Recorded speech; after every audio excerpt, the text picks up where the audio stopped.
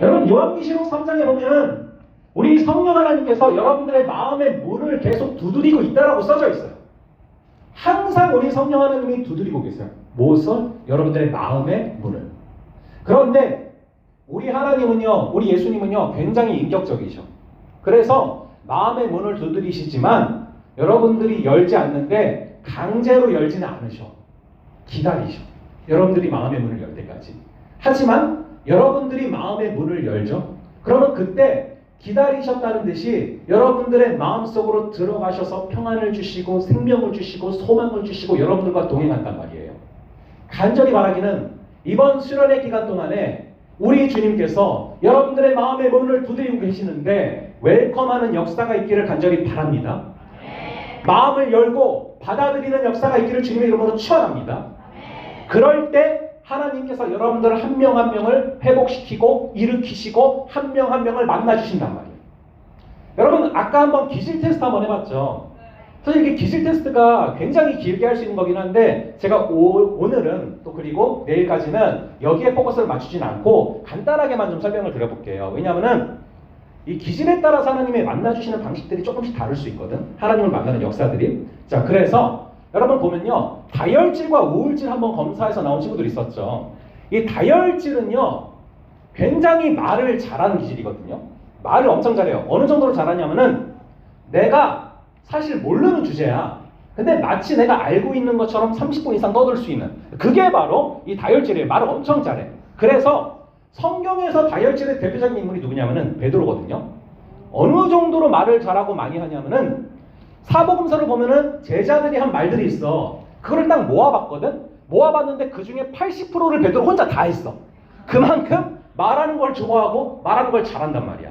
근데 예수님의 제자들이 다 그러냐? 그렇잖아요. 여러분 마태복음을 쓴 사람이 누굴까? 이건 줄 수 없겠죠. 너무 쉬운 거니까. 자, 그래서 여러분 이 마태복음의 저자가 마태인데 마태는 뭘 썼어요? 마태복음을 썼어. 이 마태복음이 얼마나 잘 쓴 책인지 몰라. 굉장히 화려하고 수려한 문체거든. 근데 성경 어디를 뒤져봐도 마태가 무슨 말을 했다는 기록이 어디도 없어. 한마디도 안 했어. 그 책을 쓴 사람인데 그만큼 과묵했단 말이야. 근데 하나님이 만나주시는 방식이 마태한테는 또 마태한테 맞춰서 만나주세요. 예수님이. 그래서 마태한테 어떻게 만나주시냐면은 마태가 세관에 있었거든요. 세관에 있는데 하나님이 찾아가셨어. 예수님이. 근데 마태가 과묵한 편이잖아요. 예수님도 마태한테는 굉장히 과묵하게 역사하셔. 딱 5글자. 나를 따르라. 끝. 그랬더니 또 마태가 따라가. 그렇게 사람에 따라 역사하시는 게 다르단 말이에요. 그 마태가 우울질인데 여러분 우울질은 굉장히 섬세해요. 그래서 여러분들 중에 지금 우울질 나온 친구들이 있을 텐데 이 우울질의 대표적인 사람 중에 하나가 요한복음을 쓴 요한이에요. 여러분 요한복음을 보면은 요한은 다른 사람들이랑 다르게 때는 지금 몇 시였더라. 정확히 시간을 기억하면서 쓰고 있어. 그리고 물고기를 잡았는데 153마리였더라. 혼자 다 세고 있어. 아무도 안 세는데. 그만큼 굉장히 섬세한 기질. 굉장히 섬세한 기질이 바로 우울질이란 말이에요. 그리고 여러분들 중에 담즙과 점액이 나온 친구들이 있을 거예요. 이 담즙과 점액이 완전히 또 반대되는데 담즙은 굉장히 목표 중심적인 애들이에요. 그리고 점액은 굉장히 관계 중심적인 사람들이에요. 그래서 이 담즙질과 점액질이 만나서 굉장히 크게 싸우는 장면이 성경에 기록되거든요. 여러분 마태복음의 저자가 누구다? 마태. 마가복음의 저자는? 누가복음의 저자는?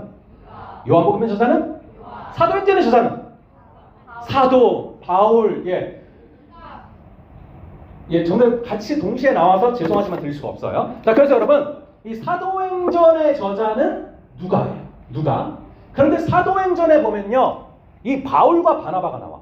바울은 담즙의 대표적인 사람이에요. 굉장히 목표 중심적이고 일 중심적이고.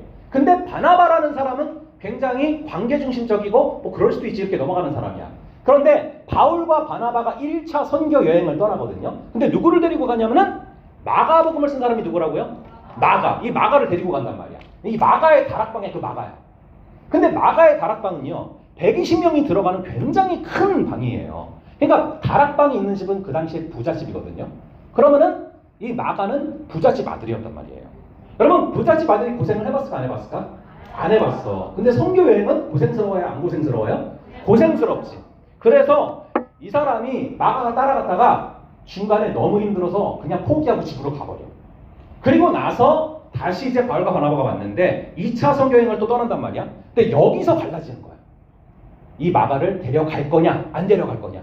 바울은 절대로 안 된다. 아니 어떻게 중도 탈락한 사람을 다시 데려갈 수 있냐. 굉장히 칼 같아요. 굉장히 원리 원칙주의자야. 굉장히 일 중심적이야. 근데 바나바는 관계 중심적인 사람이잖아요. 그래가지고 그럴 수도 있지 뭐. 한번 기회를 줄 수 있는 거지 뭐 하다가 둘이 싸운단 말이에요. 이렇게 기질마다 다른데 기질마다 만나주시는 방식이 다 다르다. 여러분 베드로 같은 경우는 다혈질이거든요. 다혈질은요 사실 혼내면은 의기소침해서 아무것도 못해요. 그래서 베드로가 3번 부인했을 때 예수님이 다시 나타나셔서 어떻게 하세요? 3번 부인했는데 3번 물어보잖아요. 네가 나를 사랑하느냐? 네가 나를 사랑하느냐? 이렇게 정말 따뜻하게.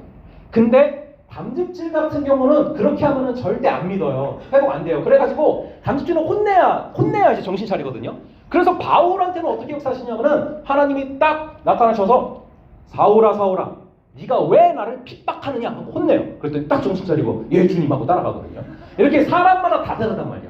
근데 여러분들이 검사해봤을 때 주기질이 있고 부기질이 있어.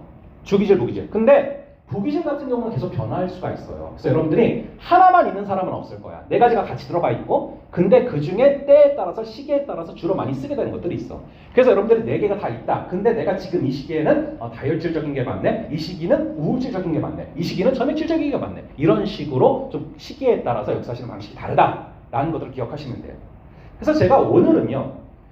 이 베드로를 좀 살펴보려고 해요. 베드로를 우리 예수님이 어떻게 만나주셨고 회복시키셨고 역사하셨는지 이것을 통하여서 여러분들도 이번 시간을 통해서 우리 주님을 만나는 귀한 역사가 있기를 간절히 바랍니다. 그래서 이 베드로의 시선과 예수님의 시선을 볼 건데 이 시선이라는 거는요 여러분 굉장히 강력한 힘을 가지고 있어요. 이 시선은 뭔가를 움직이게 만들 수가 있어요. 예를 들어서 제가 집회가 끝나고 이렇게 가가지고요 계속 쳐다보는 거야. 그럼 어떻게 하겠어요? 깜짝 놀래거나 도망치거나 움직이거나 왜 그래요 물어보거나. 그러니까 여러분 이렇게 시선이라는 거는요 어떤 사람으로 하여금 움직이거나 무슨 말을 하게 만들거나 이렇게 강력한 힘을 가져올 수 있는 그런 능력을 갖고 있는 게 시선이란 말이에요. 이 국어사전에 보니까 시선은 눈이 가는 길 또는 눈의 방향이라고 써져 있습니다. 오늘 저희의 시선을 이 베드로에게 고정을 시켜가지고 하나님께서 베드로를 어떻게 회복시켰는지 이거를 한번 쭉 시선을 따라서 살펴가 보려고 합니다. 여러분 베드로 직업이 뭐였는지 아시죠? 예, 어부였어요. 어부. 그런데 이스라엘 어부들은 낮에 고기를 잡지 않아요. 여러분 지금 우리도 되게 덥잖아요 현재. 근데 이스라엘은 비교할 수 없을 만큼 굉장히 더워요. 그래서 아예 밤중에 고기를 잡는데 한번 여러분들 성경이나 화면에 누가복음 5장 5절을 한번 함께 읽어볼게요. 누가복음 5장 5절의 말씀을 한번 함께 화면 보시면 되겠네요. 시작. 시몬이 대답하여 이르되 우리들이 밤이 새도록 수고하였을 때 잡은 것이 없지만은 말씀에 의지하여 내가 그물을 내리리이다 하고. 그렇습니다. 야고보와 요한이라는 두 동료와 함께 베드로는 밤새도록 게네사렛 호숫가에서 물고기를 잡았는데 그물을 올렸다가 내렸다가 해도 단 한 마리도 잡히지 않았던 그런 밤이에요. 이게 정말 희한한 일이야. 여러분 어부면은 물고기 잡는데 전문가잖아요. 그러면은 최소한 한 마리는 잡아요. 근데 단 한 마리도 안 잡혔다? 이게 말이 안 되는 일인 거야. 근데 우리가 그러니까 여러분 이런 거죠. 여러분들 시험을 봤는데 완전히 빵점이 나온다? 그건 보통 애가 아닌 거예요. 찍어도 한두 개 맞거든? 이건 정답을 알아야만 빵점이 나올 수 있는 거야. 피해갈 수 있는 것도. 그러니까 여러분 똑같은 거야. 고기를 잡았는데 단 한 마리도 안 잡혔다. 도저히 일어날 수 있는 일이 아니거든요. 근데 살다 보면 우리가 그럴 때가 있어. 아무리 해도 안 돼 이게. 될 법한데 안 돼. 도저히 해도 안 돼. 이 정도면 될 것 같은데. 그럴 때가 예수님을 만나기 직전임을 기억하시기 바랍니다. 그런 순간이 하나님이 일하시기 직전이라는 사인이라는 것을 여러분들이 꼭 기억을 하셔야 돼요. 그래서 여기 보면은 야고보와 요한은요 한 마리도 안 잡혔으니까 그냥 이제 사실은 가면 되거든요. 근데 베드로는 그럴 수가 없었어요. 왠지 아세요? 왜냐하면 베드로는 아내가 있었어요. 아내가. 성경에 보시면은 베드로는 장모님이 있었다라고 나와요. 아내가 없이 장모님만 있을 수 있을까? 아니 그럴 수 없어요. 아내가 있다라는 얘기야. 그 얘기는 아내도 있고 또 아이들도 있을 수 있었다. 그 얘기예요. 그러니까 아무런 소득 없이 그냥 집으로 들어가기가 좀 그런 거예요. 나갔다 들어가려면은 뭔가 좀 간식이라도 사가지고 들어가야 되는데 그래 애들이 좋아할 텐데 아무것도 잡히는 게 없는 거죠. 우리 집 애들도 그래요. 제가 들어가면요 다 나와서 봐요. 나를 보는 게 아니야. 내 손을 봐. 뭐를 가지고 있는 게 있나 없나. 아무도 없으면 각자 또 방으로 들어가거든요. 그래서 애들이 기대할 수 있단 말이야. 오늘 뭐 맛있는 거 가지고 왔나 안 왔나. 그런데 베드로도 그럴 거란 말이에요. 뭔가 좀 집으로 가려면 뭐라도 들고 뭐 통닭이든 뭐든 사가지고 들어가야 될 텐데 빈손으로 가기가 그런 거죠. 그래서 계속해서 포기하지 않고 시도를 했는데 그날따라 밤새도록 잡아보는데 단 한 마리도 잡히지 않는 그런 밤이었어요. 어느덧 밤을 다 샜어요. 아예 밤을 샜고 아침이 됐습니다. 밤새도록 잡아봤지만 고기가 단 한 마리도 안 잡히니까 관두고서 이따 저녁에 다시 잡아야겠다 생각을 하고 누가복음 5장 2절에 보니까 그물을 손질하기 시작합니다. 어부들은 배에서 나와서 그물을 씻는지라 라고 기록되어 있죠. 근데 저기 보니까 난리가 났어요. 엄청난 인파가 몰려 있는 겁니다. 요즘도 공항 같은 데 가서 연예인들이 나타났다 그럼 난리 나잖아요. BTS나 손흥민이 나타났다 그럼 막 사람들 엄청 몰리잖아요. 근데 그거랑 비교가 안 될 정도로 지금 난리가 난 겁니다. 누가복음 5장 1절 한번 읽어볼게요. 누가복음 5장 1절을 함께 읽어보겠습니다. 시작. 무리가 몰려와서 하나님의 말씀을 들을새 호숫가에 서서. 그 당시에 예수님은 정말 유명한 분이셨어요. 본인의 의도는 아니셨지만 모든 뉴스의 중심이 예수님이었고 화제를 몰고 다니는 분이었습니다. 인기도 굉장히 많았어요.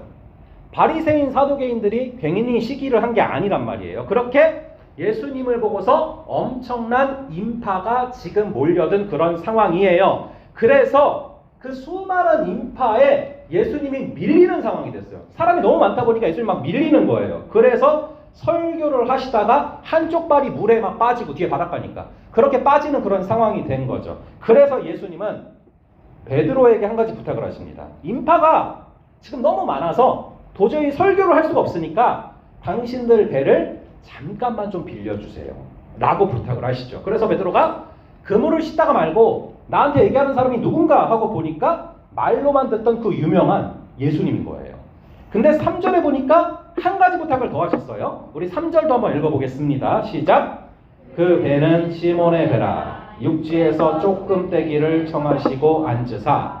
자, 육지에서 약간 거리를 두게 해달라라는 부탁을 하시고서는 육지와 약간 떨어진 상태에서 배 위에서 지금 예수님이 설교를 하시는 거예요. 베드로도 당연히 그 설교를 듣고 있었겠죠. 자기 배니까. 그런데 설교를 마치시더니 수많은 인파 중에서 딱 베드로를 지목하시면서 말씀하시는 거예요. 아저씨 고기 잡고 싶으시죠? 당연하죠. 애들이 집에서 기다리고 있는데. 그러더니 이런 말씀을 하시는 거예요. 우리 누가복음 5장 4절, 누가복음 5장 4절을 함께 읽어보겠습니다. 시작. 시몬에게 이르시되 그물을 내려 고기를 잡으라. 자, 이 상황에서 베드로는 굉장히 황당했을 거예요. 아니 예수님, 제가 당신이 유명한 분인 건 알겠는데 사실 솔직히 말하자면은 당신은 목수잖아요. 전 어부고. 그런데 제가 지금 밤새도록 고기를 잡아봤는데 단 한 마리도 안 잡혔어요. 그래서 겨우 밤새고 그물 정리 맞춰서 엄청 피곤한 상태입니다. 만약에 다시 그물을 던졌는데 한 마리도 안 잡힌다. 그럼 당신이 대신 그물 정리해 주실 거예요? 책임지실 겁니까? 라고 말하고 싶었을 수 있지만 너무 유명한 분인데다가 맞는 말만 하는 분이니까 5절에 보니까 뭐라고 써져 있어요? 밤이 새도록 수고하였을 때 잡은 것이 없다 하고 끝내는 게 아니라 밤이 새도록 수고하였을 때 잡은 것이 없지만은 할 말은 했어요. 없지만은 그럼에도 불구하고 제가 말씀에 의지하여 그럼 그물을 내려보겠습니다. 그러니까 여러분 이 예수님의 카리스마가 대단한 거죠. 이제 그분의 설교를 들었던 수많은 사람들은 과연 밤새도록 물고기가 안 잡혔었는데 과연 물고기가 잡힐까 안 잡힐까 그거를 다 바라보고 있어요. 며칠 전에 온갖 병자들 다 고치신 예수님이 과연 이 물고기는 잡게 하실까? 이거에 대해서 이목이 집중되어 있는 것입니다.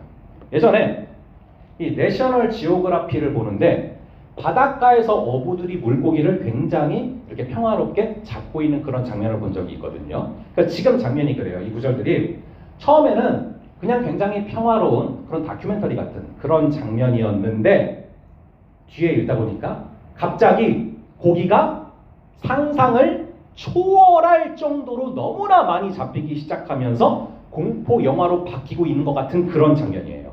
너무 물고기가 많이 잡혀서 심지어 6절에 보니까 그물이 찢어졌어요. 그리고 7절에 보니까 배가 물에 잠깁니다. 이거는 다큐에다가 호러물이 되는 거죠. 이 베드로는 고기 때문에 배가 물에 잠기니까 아예 물에 빠지게 됐어요. 그래서 허우적거리다가 겨우 헤엄을 쳐서 나오게 됩니다. 근데 머리를 문득 스치고 지나가는 생각이 있어요. 이 사람에 대한 소문도 내가 익히 들어왔고 나한테 한 일을 보니까 이분은 사람이 아니구나 싶은 거예요. 그래서 무릎을 꿇고 8절에 보시면은 주여 라고 외칩니다. 그 전까지는 분명히 호칭이 선생님이었어요. 그런데 이 사건을 경험하자마자 어떻게 바뀌냐면은 주님, 하나님한테만 쓰는 칭호 퀴리오스라는 칭호를 씁니다. 주여 나를 떠나소서 나는 죄인이로소이다. 그러자 예수님께서 10절에서 말씀하시는 거예요. 무서워하지 말라. 이거 공포영화 아니야. 무서울 거 없어.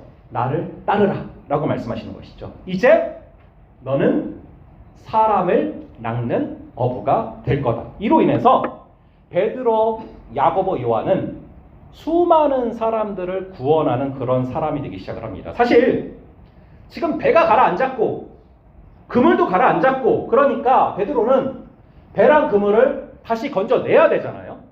이게 여러분 배가 얼마나 비싼데요. 이게 살림 미천인데 이걸 건져내야 되지 않습니까? 하지만 11절에 보니까 그들이 배를 육지에 대고 모든 것을 버려두고 예수를 따르니라 라고 나와요.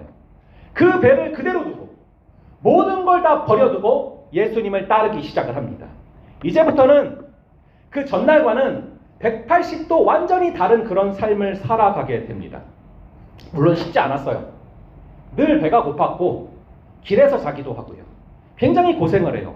사람을 낚는 어부가 되게 하신다고 해가지고 같이 따라다녔는데 정작 못 먹고 죽을 뻔하고 길에서 자고 굉장히 고생을 많이 하는 거예요. 그럼에도 불구하고 이 제자들은 계속해서 예수님을 쫓아다니고 있습니다. 이런 제자들을 바라보는 예수님의 마음이 어땠을까? 정말 짠했을 것 같아요. 제가 이전에 캐나다에 유학을 갔는데 유학 가기 전에요. 한 공동체를 7년가량 쭉 섬기다가 그러다가 유학을 떠났는데 제가 그 교회에서 처음으로 섬겼던 공동체가 고등부예요. 저랑 아내가 결혼하면서 처음으로 섬겼던 공동체가 고등부거든요. 그래서 사실은 여러분들 이제 고등부 수련회 집회 요청을 받았을 때 사실 저랑 아내가 되게 마음이 설렜어요. 이전 그 일이 기억이 나는 거야. 그래서 제가 그 공동체를 7년을 섬겼는데 제일 첫 번째 섬겼던 공동체가 이 고등부였는데 그때 만났던 친구들이 제가 그 교회에서 7년을 섬기는 동안 제가 딱 가는 부서마다 다 따라다니면서 도와주는 거예요. 한 친구는 노인대학까지 와가지고 도와줬어요. 그러다 보니까 어떤 친구들은요 7년 내내 매주일 본 친구들이 있는 거야. 몇몇 애들은 7년을 한 주도 빠짐없이 본 애들이 있는 거예요. 왜냐면 휴가를 가도 이 주일은 휴가를 안 가니까 7년 내내 매주 본 거죠. 근데 곰곰이 생각을 해보니까 이거는 친척보다 더 가까운 거죠. 친척도 7년 내내 매주일 볼 수는 없잖아요. 근데 보니까 그런 친구들이 있는 거예요. 그래서 그 중에 이제 간사로 섬겼던 몇몇 친구들은 이제 저를 따라서 또 목회의 길을 걷는다고 지금 목사님이 된 친구들이 있어요. 그리고 사모님이 된 친구들도 있고요. 또 어떤 애들은 결혼해서 신혼여행을 제가 유학할 때 캐나다로 오기도 했고요. 이제 그런 애들이 있는데 그리고 이제 뭐 어저께 보니까 저희 교회 청년부랑 신용산 교회를 얘기했네. 제가 섬겼던 교회가 신용산 교회인데 신용산 교회 청년부랑 어제 또 축구를 했더라고요. 거기서 이제 연락 애들이 왔었는데 그 중에 있었어요. 그 애들이. 근데 특히 이제 이 목회 길을 걸어가고 있는 친구들을 보면요. 제가 마음이 사실은 그 친구들을 가끔 보거든요. 연락을 듣고. 근데 보면은 굉장히 제가 마음이 좀 짠하고 안타까울 때가 있어요. 괜히 나를 잘못 만나가지고 나 따라서 목회 길을 걷는다고 했다가 물론 이제 하나님 부르셔서 가는 거죠. 하지만 고생하고 있는 걸 보면은 나도 그 책임이 100% 없는 것 같지는 않고 마음이 짠할 때가 있어요. 그런데 이 예수님과 제자들의 관계는 말할 것도 없을 거예요. 매주 한 번씩 본 정도가 아니에요. 3년을 매일마다 같이 먹고 마시고 죽을 고생을 했는데 보통 끈끈한 관계가 아닐 거라는 거예요. 제가 드리고 싶은 말씀은 제자들이 예수님과 함께 고생만 하는 것 같았지만 제자들과 예수님은 뭔가 끈끈한 사랑의 관계가 있었다는 것입니다. 함께 고생하고 함께 사명을 이루어가면서 흔히 말하는 그런 끈끈한 전우애가 생긴 것이죠. 그러던 어느 날 이제 예수님이 아버지 하나님께로 돌아가실 때가 얼마 남지 않았어요. 그래서 예루살렘으로 들어가시게 되죠. 이때는 히브리인들의 큰 명절인 유월절이에요. 그런데 예수님과 제자들이 예루살렘으로 들어가는데 사람들이 난리가 난 거예요. 사람들이 찬양을 하는 겁니다. 호산나 호산나 우리를 구원할 왕이시다. 환호성을 질러요. 그래서 제자들도 덩달아 신이 났고 기분이 붕 떴어요. 그런데 그날 밤 주님께서 특별한 말씀을 한 가지 하십니다. 얘들아, 내가 오늘은 저녁 식사를 준비했다. 맨날 밖에서 고생하고 먹지도 못하고 고생만 하고 다녔었는데 오늘은 정식으로 저녁 식사를 준비를 하셨다는 거예요. 그래서 이 마가의 다락방으로 올라가 봤더니 떡과 포도주가 쫙 깔려 있는 거예요. 근데 예수님이 그래서 그 떡을 떼어주시더니 그러는 거예요. 이거는 떡이 아니라 내 살이다. 제자들은 떡인데요. 이해가 안 가는 거야. 그리고 포도주를 주면서 이거는 포도주가 아니라 내 피다. 포도주인데요. 이해를 못해요. 이해 못한 장면이 나와요.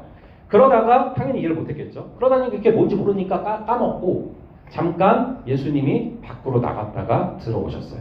손을 씻고 들어오셨는데 들어봤더니 서로 싸우고 난리가 난 거예요. 누가 수제자냐?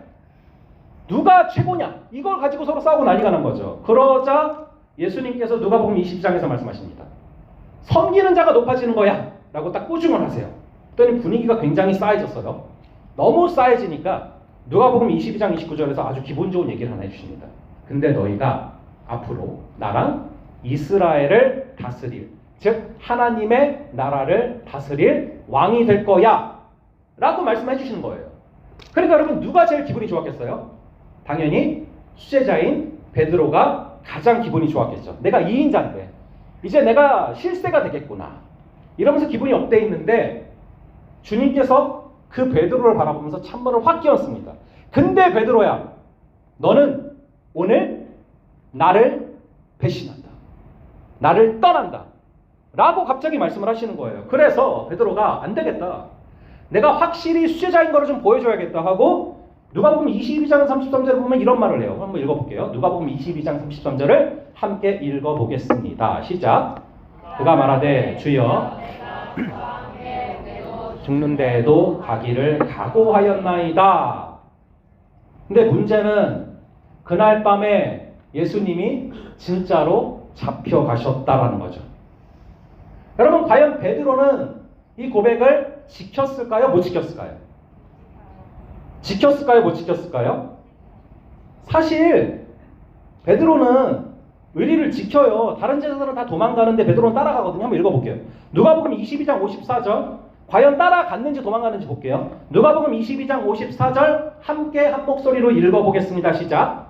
예수를 잡아 끌고 대제사장의 집으로 들어갈새 베드로가 멀찍이 따라가니라. 따라갔어요? 도망갔어요? 따라가니라. 다만 멀찍이 보이지도 않을 만큼 숨어서 따라갔다라는 게 안타까운 거죠. 이게 우리 모습이랑 흡사하지 않습니까?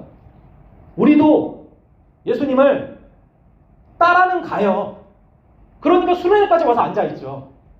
근데 따라는 가는데 멀찍이 나한테 손에 안 올 만큼, 나한테 피해 안 올 만큼, 내가 헌신 안 해도 될 만큼 그렇게 멀찍이 따라간다. 이 베드로의 모습과 우리의 모습이 참 흡사하지 않습니까? 결국 54절에 보면은 예수님이 대제사장의 집에 끌려가셨는데 사람들이 빽빽하게 모여있어요. 오병이어의 기적을 베푸신 분이, 죽은 사람도 살리신 분이 이 위기는 어떻게 이겨낼지 그 기적을 보려고 지금 수많은 사람들이 모여 있습니다. 베드로도 역시 뜰 안으로 같이 따라갔어요. 근데 들어가자마자 깜짝 놀랐어요. 대제사장의 집에 들어갔는데 너무 의리의리한 거예요. 대제사장은요, 그 당시에 실제적인 이스라엘의 왕입니다. 물론 이스라엘에 헤롯이라는 왕이 있지만 이름만 왕이에요. 실제적인 실세는 대제사장이라고 볼 수가 있습니다. 베드로는 들어갔는데 집도 으리으리하고 바닥도 다 대리석으로 깔려 있고 사람들이 입고 있는 옷도 다 명품이에요. 반면에 베드로는 갈릴리 시골 출신입니다. 상대적으로 너무 초라한 거죠. 이 대제사장과 그 집을 보고 나니까 상대적으로 전에는 위대해 보였던 예수님이 너무 초라하게 느껴지는 거예요. 아니 내가 어떻게 저런 예수님이랑 이런 대제사장을 이길 생각을 했지? 이러고 있는데 거기 있는 사람들이 예수님을 퍽 하고 때리는 겁니다. 누가복음 22장 63절에 보니까 예수를 희롱하며 때렸더라 라고 나와 있죠. 64절을 보시면은 대제사장의 종들이 천으로 예수님의 눈을 가리고 때립니다. 그러면서 누가 때렸나 맞춰봐라 라고 조롱하죠. 야 네가 모든 걸 알고 있는 신이라며. 그러면은 네 눈을 가리고 때려볼게. 누가 때렸나 맞춰봐라. 이렇게 예수님은 조롱을 당하고 있습니다. 이 베드로가 예수님의 등 뒤에서 보니까 정말로 능력도 많았고 사랑도 너무나 많았던 그분이 비참할 정도로 맞고 있고 비참할 정도로 모욕을 당하고 있는 거예요. 이런 상황 가운데 베드로는 누구를 보고 있었는지, 그 상황에서 베드로의 시선이 어디를 향하고 있었는지 누가복음 22장은 정확하게 보여주고 있어요. 베드로는 그 상황 가운데 멀찍이 있긴 했지만 단 한순간도 단 1초도 빠짐없이 정확하게 예수님을 주시하고 있었어요. 56절에 보니까 한 여자애가 나와요. 한 15살 정도 됐을 걸로 추정을 합니다. 중3이죠. 저희 딸 나이예요. 이 56절에 한 여종이라고 나오는데 그 당시의 여종은 대략 15살 정도거든요. 근데 그 여종이 중3짜리 애가 베드로 옆으로 오더니 뭐라고 말해요? 56절 후반부에 이렇게 나와 있죠. 우리 한번 56절 후반부 그 중3짜리가 뭐라고 말하는지 읽어볼게요. 시작! 한 여종이 베드로의 불빛을 향하여 주목하여 이르되 이 사람도 그와 함께 있었느니라 하니. 자, 여종이 말하죠. 이 아저씨 저기 맡고 있는 예수님이랑 친구야 얘기를 하는 거예요. 그러니까 그걸 듣고 베드로가 뭐라고 말을 하는 줄 아십니까? 아줌마라고 해요. 57절에 보니까 여자요. 개역성경에는 여인이요. 이게 주로 나이가 있는 여자를 부를 때 쓰는 원어입니다. 굿네이라는 단어죠. 그래서 아마도 그 소녀가 난리가 났겠죠. 나 아줌마 아니거든요. 소녀거든요. 얘기를 했겠죠. 그러니까 지금 무슨 얘기예요? 지금 소녀가 얘기를 하든 말든 소리만 들려올 뿐이에요. 베드로는 눈은 어디를 보고 있어요? 예수님을 계속 바라보고 있었던 거예요. 그러니까 지금 소녀가 얘기를 하는지 아줌마가 얘기를 하는지 그건 보이지 않아요. 왜냐하면 내 눈은 어디를 향해 있으니까? 예수님을 향해 있으니까. 예수님께 꽂혀 있으니까. 누가 얘기하는지 들리기만 하지 누가 얘기를 하는지 볼 수 없을 정도로 예수를 바라보고 있었다는 거예요. 그래서 또 조금 후에 다른 사람이, 또 조금 후에 또 다른 사람이 계속 예수님이랑 같이 있었지? 물어보자 3번을 부인합니다. 결국에 베드로의 꿈은 완전히 산산조각이 났어요. 이스라엘을 예수님과 잘 다스려 보겠다라는 그 꿈이 완전 산산조각이 났고요. 모두가 배신을 해도 나만큼은 예수님을 배신하지 않겠다라던 그 꿈이 완전히 산산조각이 났어요. 그 순간에 얼음처럼 차가운 장면이 하나 등장을 해요. 우리 누가복음 22장 60절을 누가복음 22장 60절의 말씀을 함께 한 목소리로 읽어보겠습니다. 시작! 베드로가 이르되 이 사람아 나는 내가 하는 말을 알지 못하노라고 아직 말하고 있을 때에 닭이 곧 울더라. 자, 이것은 말로 표현하지 못할 만큼 차가운 정적이 흐르는 순간이에요. 이어서 누가복음 22장 61절 62절 오늘 중에서 가장 중요한 구절이에요. 이 두 구절을 함께 읽어보겠습니다. 시작! 주께서 돌이켜 베드로를 보시니 주의 말씀 곧 오늘 닭 울기 전에 내가 3번 나를 부인하리라 하심이 생각나서 밖에 나가서 심히 통곡하니라. 앞에 보니까 주께서 어떻게 하셨대요? 주께서 어떻게 하셨대요? 돌이켜 베드로를 보시니. 주께서 돌이켜 베드로를 보시니. 제 성경에는 여기다 줄을 걸었거든요. 주께서 돌이켜 베드로를 보시니. 예수님께서 십자가에 달리시기 전에 자신을 때리고 있던 대제사장의 종들에게 한 가지 부탁을 합니다. 때리는 거 다 좋다. 그런데 이 얼굴을 가리고 있는 철 한 번만 풀어줘라. 그래서 풀어줬어요. 그랬더니 뒤를 돌아서 돌이켜서 예수님이 누구를 보십니까? 베드로를 보셨다고 써져 있어요. 그 예수님의 눈은 맞아서 퉁퉁 부어있는 그런 눈이에요. 우리가 아까 살펴본 것처럼 이미 베드로는 예수님을 계속해서 바라보고 있었어요.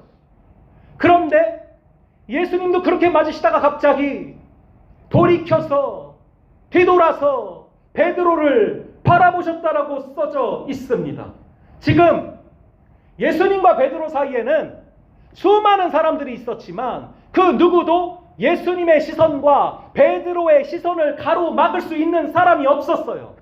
근데 예수님이 돌이켜서 베드로의 눈을 바라보셔서 베드로의 눈과 그리고 예수님의 눈이 만났는데 그 예수님이 어떤 눈으로 베드로를 바라보셨을까요?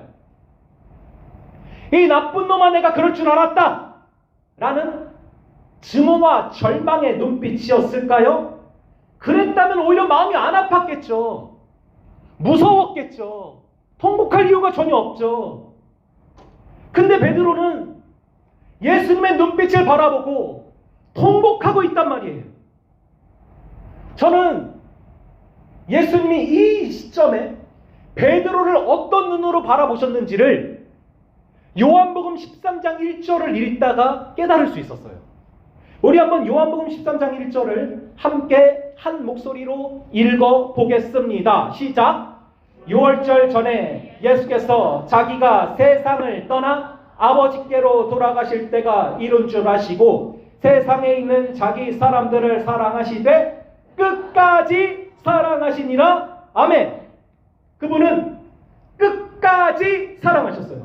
베드로가 자신을 부인하고 있는 그 순간에도 끝까지 베드로를 사랑하시면서 사랑의 눈빛으로 바라보셨다는 것이죠. 나를 따르라.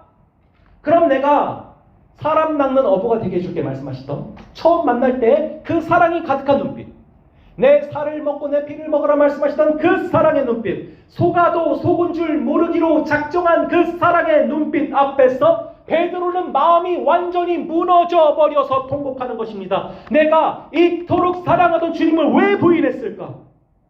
그런데 놀라운 일이 벌어져요. 그 사랑의 눈빛을 바라보며 진심으로 회개한 순간에 주님은 베드로의 무너졌던 꿈을 완전히 회복시키십니다. 그리고 그는 부활한 예수님을 가장 먼저 만난 예수님의 제자가 됩니다. 영원한 수제자가 되게 하시죠. 우리 역시 마찬가지 아닙니까? 예수님 사랑합니다. 예수님, 저는 예수님을 부인하지 않겠습니다. 예수님, 저는 정말 예수님을 따라갈 겁니다. 우리 날마다 고백하고 우리의 진심이죠. 그런데 우리 안에 그 고백을 이룰 사랑의 힘이 없어서 우리가 넘어지지 않습니까? 그런 우리에게 무엇이 사랑의 힘을 불어넣어 줍니까? 바로 예수 그리스도의 사랑의 눈빛이 그 힘을 불어넣어 주는 줄을 믿으시기 바랍니다. 저는요, 하나님께서 왜 이렇게 부족한 사람을 계속해서 포기하지 않고 쓰시는지 이해가 안 갈 때가 있어요. 저는요, 정확하게는 2001년도부터 신학의 길을 걸어가기 시작했고 그때부터 목회의 길을 걸어오기 시작을 했어요. 근데 지금 26년도니까 26년째 계속 이 길을 걸어오고 있어요. 저는 단점도 많고요. 하나님을 속상하게 할 때도 있어요. 신기한 것은 제가 단점이 99개거든요. 근데 제 안에 장점이 하나 구석에 숨겨져 있어. 보이지도 않아. 나도 찾기가 힘들어. 근데 하나님은 내 구석에 숨겨져 있는 장점 하나가 마치 나인 것처럼, 나의 전체인 것처럼 바라봐 주시면서 저를 쓰십니다. 베드로를 그렇게 보시는 거예요. 평소에 늘 믿음이 없어 보이지만 내가 주와 함께 죽으러 가겠나이다. 그 짧고 단 한 번에 불과했던 이 믿음의 고백을 잊지 않고 기억하고 계시는 거예요. 그리고 그 순간을 너무 기특하고 대견하게 여기시면서 이 베드로를 계속해서 사용하시고 사랑하시고 사랑의 눈빛으로 바라봐 주시는 것이죠. 우리의 모습이 늘 넘어지다가 어쩌다 한 번 믿음으로 살아가지만 늘 넘어지다가 수련에 와서 한 번 하나님 사랑합니다 고백하지만 그것을 하나님께서는 마치 나의 전체 모습인 것처럼 여겨주시는 그 사랑의 주님이시죠. 그럼에도 불구하고 99가지 죄악을 못 본 채 하실 수 없는 분이기 때문에 그분은 사랑의 하나님이고 동시에 공의의 하나님이세요. 그래서 우리 안에 있는 99가지의 죄악을 그렇다고 해서 못 본 채 하실 수는 없는 분이기 때문에 그것을 용서하시고 해결하시려고 십자가에 여러분을 위해서 달리셨음을 믿으시기 바랍니다. 그렇게 사랑과 공의가 크로스하는 그 십자가에서 우리를 향한 사랑이 완성되었음을 믿으시기 바랍니다. 오늘 마지막으로 제가 딱 여러분 나이 때, 딱 고등학생 때 무너졌던 저를 회복시키셨던 그 하나님을 나누면서 말씀을 마치려고 합니다. 저는요, 태어날 때 굉장히 크게 태어났어요. 제가 태어날 때 4.9kg로 태어났습니다.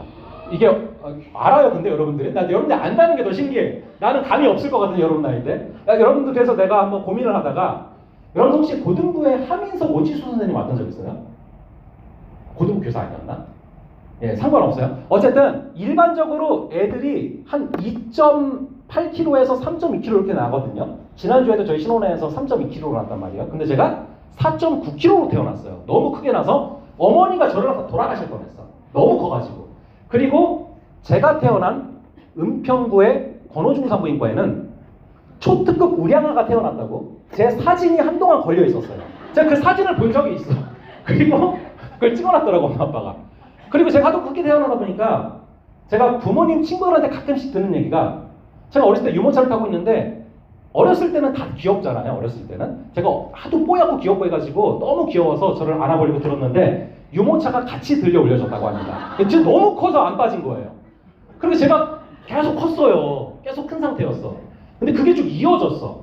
그래서 중학교에 갔는데 중3, 고1 요때 제가 이미 세 자릿수를 넘겼거든요.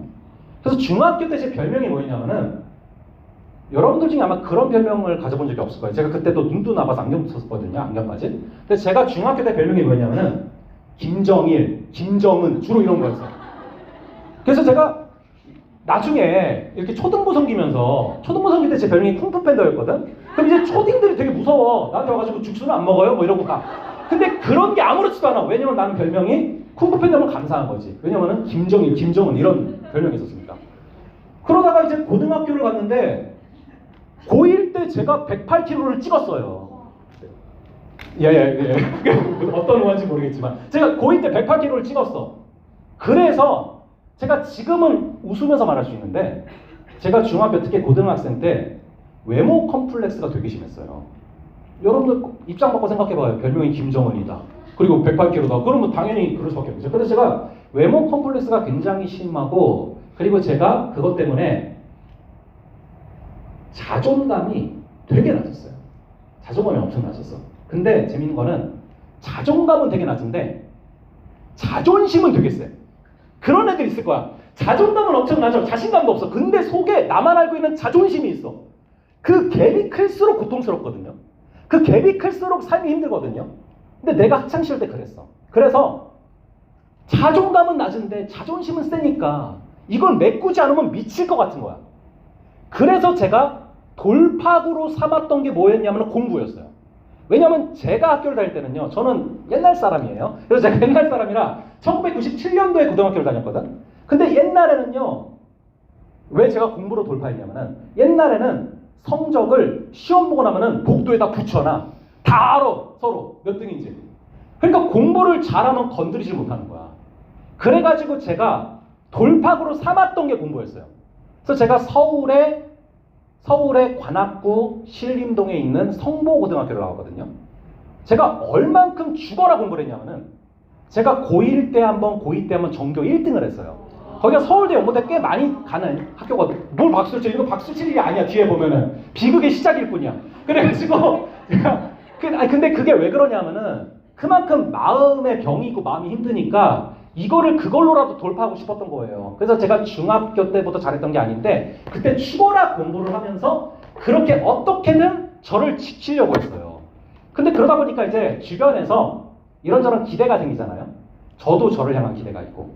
그런데 제가 초등학교 6학년 때부터 이제 옮겨서 다녔던 교회에 김건식 목사님이라고 분이 있었어요. 저에게는 영적인 스승 같은 분이야. 그분이 제가 중학교 때부터 항상 저를 보면은 영구가 신학해서 목사님 돼야지. 맨날 저를 지나갈 때마다 그래서 지금이라면 뭐 가스라이팅이라는 단어가 있겠죠. 근데 지금은 그런데 그런 단어도 없었어. 근데 날 사랑하는 마음으로 계속 볼 때마다 영구가 총신대 가서 꼭 목사님이 돼야지. 맨날 저를 볼 때마다 그러는 거예요.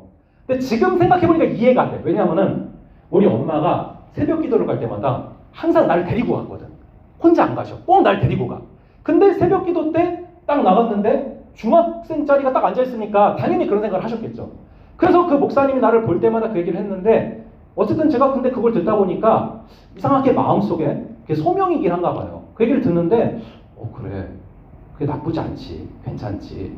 그거 괜찮은 길인 것 같다. 라는 생각을 했지만 그것도 나중에 그냥 신학대학원을 가면 가야지 생각을 했지 제 마음속에 여전히 해결되지 않았던 마음에 여러 복잡한 문제들이 있었기 때문에 저는 반드시 내가 좋은 대학을 가야지 라는 그 강한 마음이 있었어요. 그리고 수능을 보기 바로 전날이 됐어요. 근데 여러분 이 우상이란 게 그래요. 어떤 게 여러분들의 정말 지나친 지상의 목표가 되어버리면은 그게 여러분들의 숨을 잠식시키고 그게 여러분들을 정말 압박시켜요. 여러분 우상 숭배는요 뿔 달린 거 우상 숭배하는 게 아니에요. 우상은 굉장히 아름다운 모습으로 나타납니다. 근데 그게 하나님보다 훨씬 더 소중해질 때 그리고 그게 하나님보다 더 귀중해질 때 그게 우상이 되거든요. 근데 하나님은 우리를 자유케 하시는데 우상은 우리를 지배하려고 들어요. 우상은 우리를 숨막히게 만들어요. 우상은 결국에 우리가 결국 자기의 종이 되게 만들어요. 그래서 제가 수능 보기 전날이 됐는데 이제 드디어 내일이면은 내가 6, 7년 이상 마음고생해왔던 이것들을 이루는 그날인 거예요. 근데 그럼 잠을 자야 되잖아요. 누웠는데 너무 불안하니까 너무 두려우니까 아무리 자려고 하는데 잠이 절대 오질 않는 거예요. 그래서 눈을 감고 불을 꺼놓고 빨리 잠들어야 되는데 왜 이렇게 잠이 안 오지? 잠이 안 오면 안 되는데 나는 내일 시험 잘 봐야 되는데 모의고사처럼 나와야 되는데 계속 두려워하는데 잠이 계속 안 와. 근데 시계를 보는 게 너무 두려운 거야. 지금 몇 시인가 봤다가 괜히 벌써? 이러고 절망할까 봐. 시계도 못 보겠어. 그러다가 하도 잠이 안 와서 마지막으로 봤는데 시계가 3시 13분이었어요. 되게 너무 절망스러운 순간이었어. 그래서 여러분 똑같아요. 막 이러다가 결국에 살짝 잔 것 같아요. 그리고 6시에 일어나서 갔어요. 갔는데 제가 이제 수능공사장에 도착했어요. 근데 제가 어디 앉게 됐냐면 그 당시는 시험 보는 사람들이 되게 많았어요. 그때는 이제 베이비 부머 세대라 굉장히 애들이 많았는데 제가 이제 교실에서 가장 오른쪽에 가장 뒷자리가 제 좌석이더라고요. 그래서 거기에 앉아서 이제 언어 영역을 이제 치르는 시간이 됐어요. 근데 참 저희 때는 희한한 세대예요. 제 뒤에 책상이 있는데 언어 영역을 시작한 지 정말 몇 분 지난 상태에서 감독관이 책상 위에 앉아있었거든요. 근데 다리를 미친 듯이 떠는 거예요. 거기서 미친 거죠 이거는. 지금 같았으면 왜? 근데 이제 막 다리를 떠는데 신경이 너무 거슬려. 내 바로 뒤니까 팍팍팍팍 이래. 근데 이거를 떨지 마세요라고 말을 하려다가 또 생각해보니까 이 말을 했다 괜히 또 시간이 또 더 끌어질 것 같아.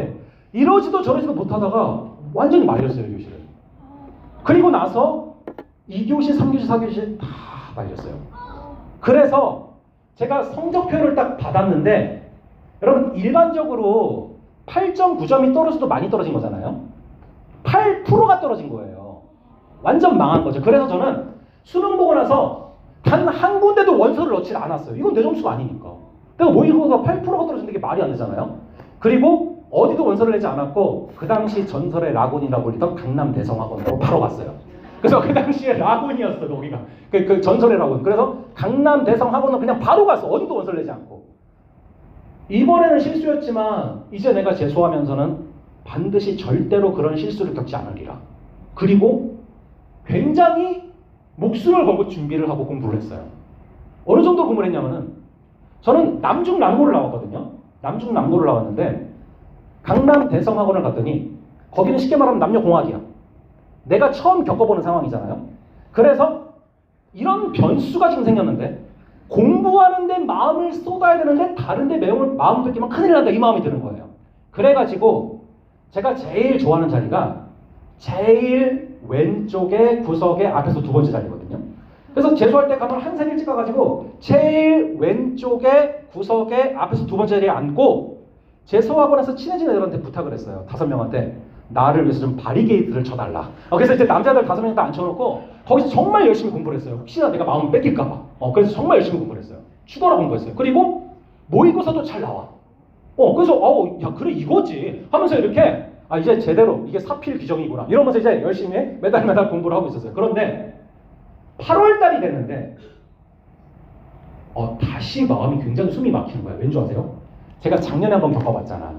근데 더울 때는 시간이 많이 남은 것 같다.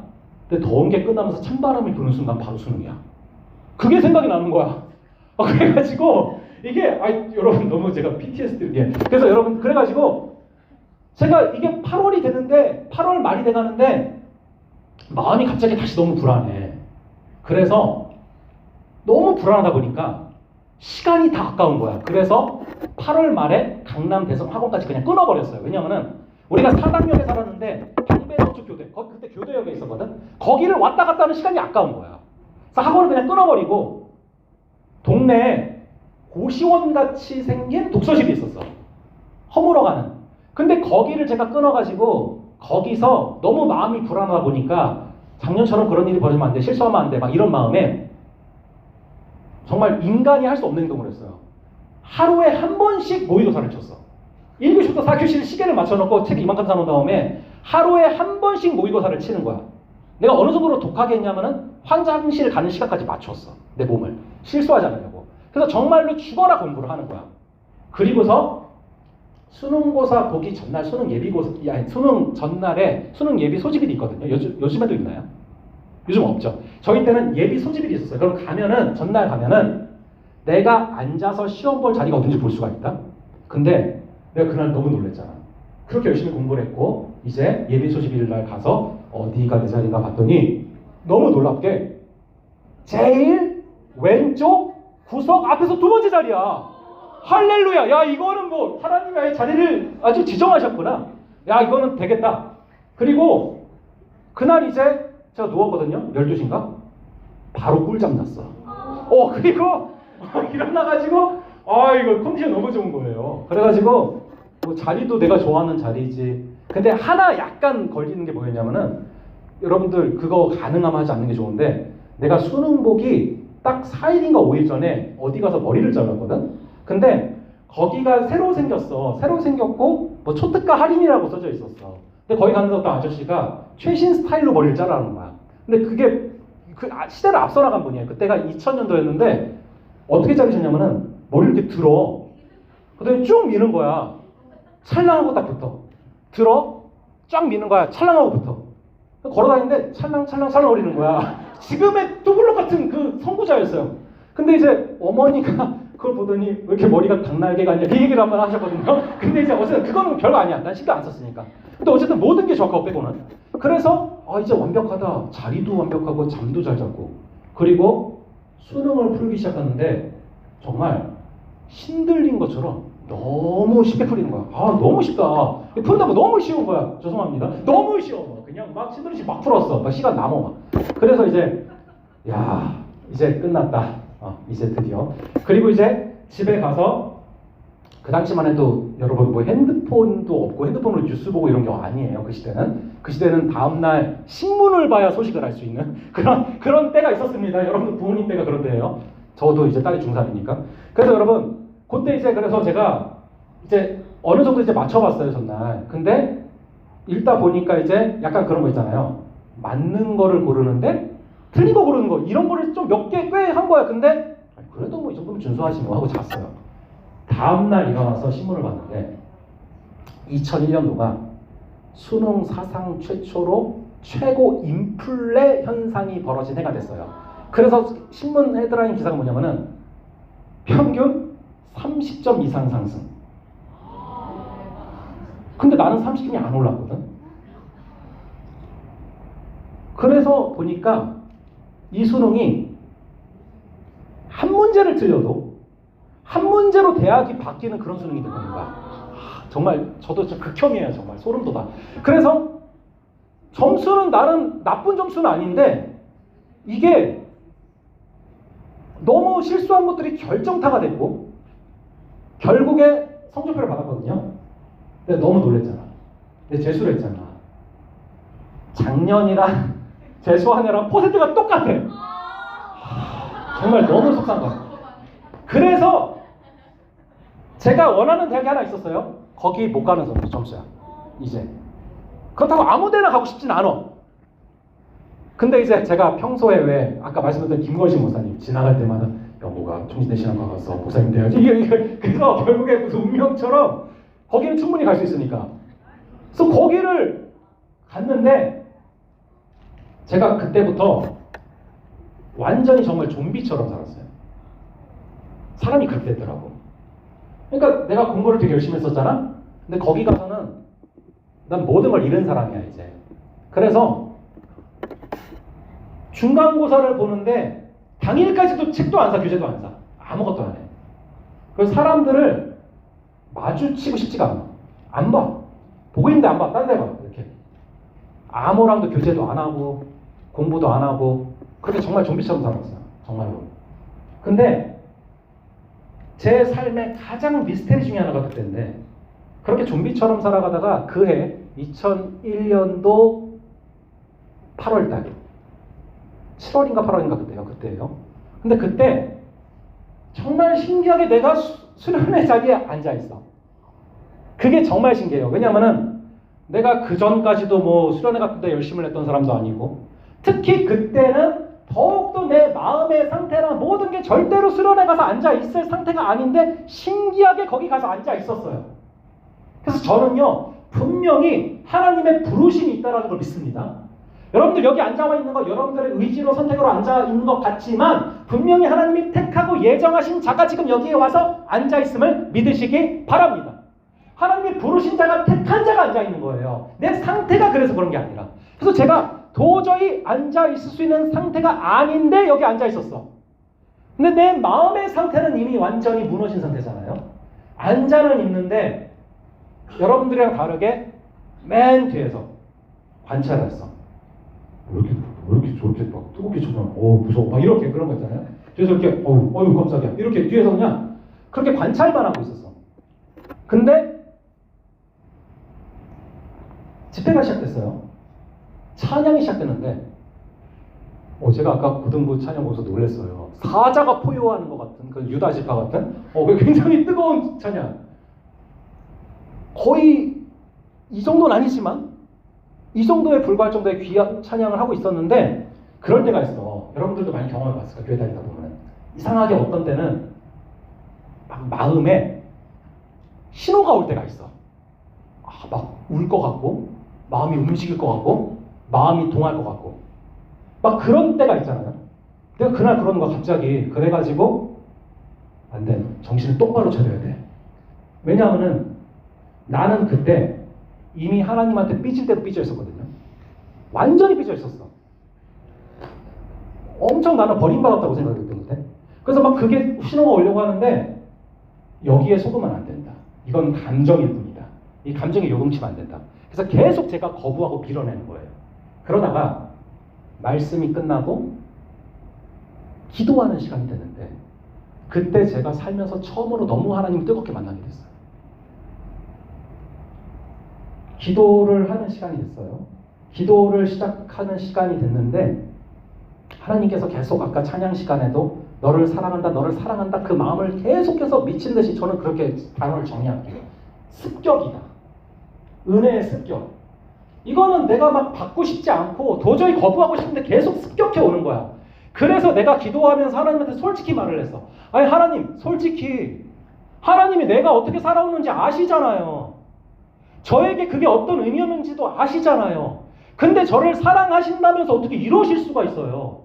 이거는 하나님 사랑하시는 게 아니죠. 사랑하셨다면 도저히 이러실 수가 없는 거죠. 라고 계속해서 거부를 하는데 하나님은 나를 계속 사랑한다고 그 마음을 습격해 오시는 거예요. 그러면서 하나님께서 제가 살면서 그날 처음 겪었던 것들을 많이 경험하게 되는데 제 삶에서 잊고 지냈던 모든 순간들을 파노라마처럼 떠오르게 하셨어요.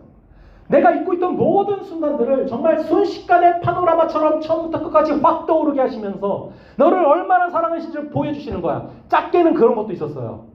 제가 중학교 잊고 지냈던 길인데 그때 딱 보여주시는 거야. 내가 중학교 2학년 때 내 친구랑 추운총이라는 애랑 같이 게임을 사러, 옛날에는 그 슈퍼 패미콤 이런 게 있었거든요. 게임기가 아니라 게임팩을 사러 용산에 갔어. 용산 굴다리를 지나가다가 깡패를 만났어. 옛날에 그런 게 있었어요. 그래서 깡패가 내 친구한테 퍽 때렸어. 그리고 이제 내가 맞을 차례야. 그리고 돈을 뺏길 차례겠지, 그 다음은.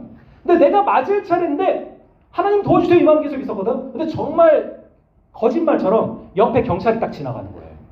그래서 나도 살고 친구도 살았어. 그런 작은 일이라던가 아니면 크게는 제가 고3 때 저희 아버지가 사업이 완전히 망하셨어요. 그리고 그 스트레스로 인해서 급성 후두염에 오셨는데 그때 병원에서 운명하신다고 가족들 다 모이게 했었어요. 그래서 저희 아버지가 돌아가실 뻔했었거든요.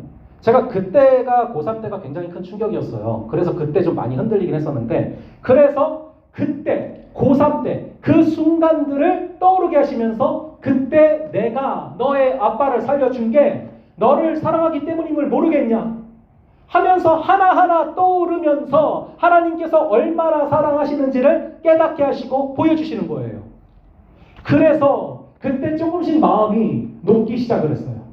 그런데 하나님께서 어떻게 나를 이렇게 하십니까? 계속 간구하는데 그날 말씀이 아브라함이 이삭을 바친 그 말씀이었거든요. 그 말씀을 통해서 말씀하시는 거예요. 영구가 너에게 그 공부라는 게 어느 순간 너의 우상이 된 것을 모르겠느냐. 그게 너가 살아가는 이유가 되고 그게 너의 자존감이 되고 그게 너를 살게 하는 모든 것이 되었고 나는 이 우상을 깨야만 했다. 나는 너를 지은 하나님이다. 너가 가야 할 길이 무엇인지를 너보다 가장 잘 알고 있는 자다.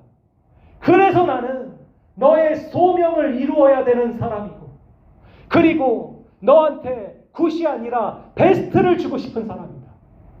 근데 너가 굿을 붙잡고 놓치지 않고 있으니 내가 어떻게 베스트를 주겠니? 이 말씀을 하시는 거예요. 그러면서 하나님이 무엇을 보여주셨는지 아세요?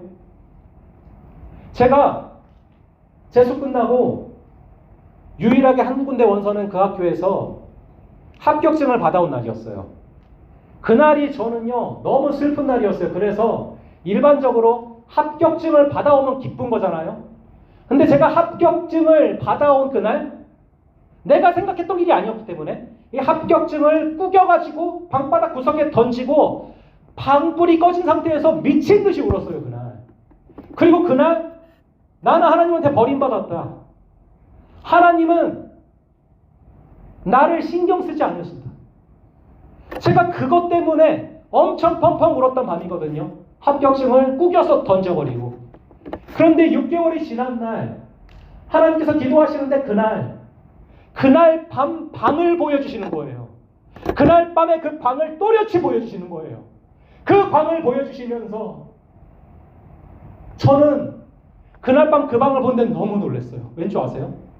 저는 그날 하나님께 버림받았다고 하나님은 나를 외면하셨다고 펑펑 울고 있는데 6개월 뒤에 그날 밤 그 방을 보여주시는데 또렷이 보여주시는데 나를 버렸다고 생각했던 예수님이 내 뒤에서 나보다 더 아프게 울고 계시는 거예요. 나보다 더 속상하게 울고 계시는 모습을 보여주시는 거예요. 그러면서 내가 너의 소명이 무엇인지 너가 나아가야 할 길이 무엇인지 굿이 아니라 베스트를 주기 위해서 내가 너를 이끌어 가는데 그거를 너무 아파하는 너를 바라보며 나는 너보다 더 아팠다 말씀하시면서 아파하시며 울고 계시는 그 예수님의 모습을 보여주시는 거예요. 그러면서 마음이 풀리기 시작했고 기도하기 시작했는데, 기도하면서 하나님이 그날 체험케 하신 게 하나 있어요. 아마 여러분들도 기도하다 보면은 응답하시는 방식들인데 다 다를 거예요.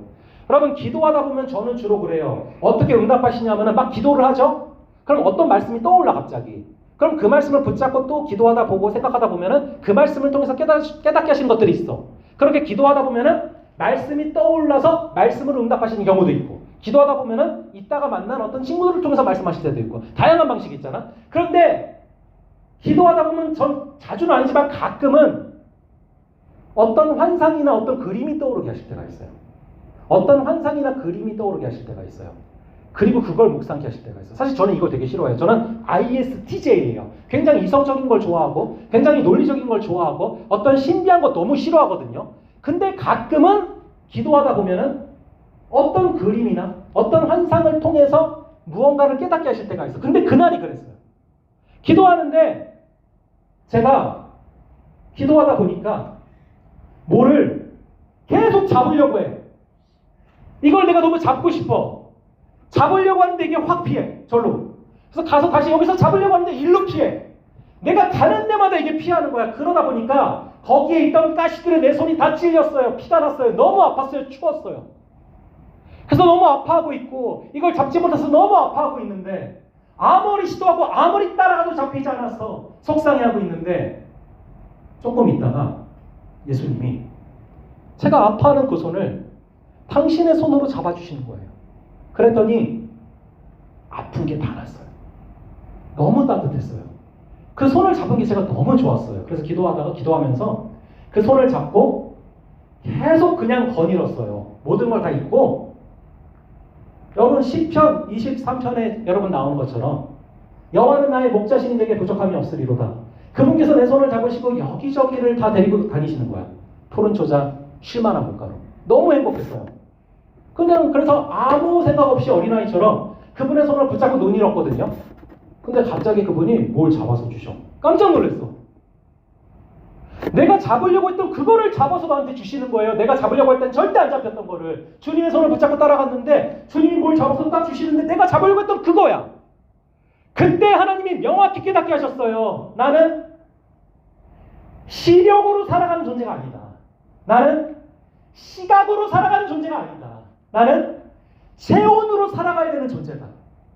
내가 뭔가를 바라보고 목표를 세우고 그 목표를 이루기 위해서 살아가야 되는 존재가 아니라, 내가 주님 손만 놓지 않으면, 주님의 그 체온만 놓치지 않으면, 주님의 그 따스한 손만 놓치지 않으면 하나님께서 나를 끌어가셔서 하나님께서 반드시 필요한 것을 쥐어주시는 분이시구나. 그때부터 저의 삶이 바뀌었어요. 완전히 좀비처럼 살았는데 그때부터 완전히 삶이 바뀌어서 중간고사 보는 날까지도 책도 안 사고 그렇게 살다가 완전히 제 마음이 바뀌는 거예요. 그래서 그 다음부터 책도 사서 열심히 공부하게 되고 계속 장학금 받게 하시고, 만나는 사람들이랑도 마음을 열어서 교제하게 하시고. 그래서 여러분, 그때 친했던 많은 친구들이 지금도 연락을 해요. 우리 아내가 이제 암수술하고 나가서 그때 만났던 친한 친구들이 연락해서 계속 걱정해주고 기도해주고 그런 동역자들이 됐단 말이에요. 여러분, 간절히 바라기는요, 이번 수련회를 통해서 여러분들의 그 마음을 여시고 하나님을 만나는 귀한 역사가 있기를 간절히 바랍니다. 베드로를 바라보셨던 그 시선으로 여러분들을 주님께서 바라보고 계심을 믿으시기 바랍니다.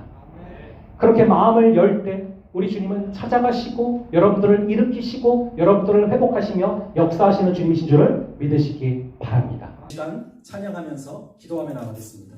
우리 함께 그 사랑 함께 찬양하면서, 아버지 하나님, 상한 갈대를 꺾지 아니하시고 꺼져가는 등불을 끄지 아니하시는 아버지 하나님, 베드로가 그토록 무너져 있던 순간에도 증오와 절망의 눈빛으로 바라보시는 것이 아니라 사랑의 눈빛으로 바라보시며 이 베드로를 끝까지 일으켜 가시고 사랑하시는 아버지 하나님, 그 사랑의 눈빛을 체험하는 그런 우리 모두가 되게 하여 주시옵소서.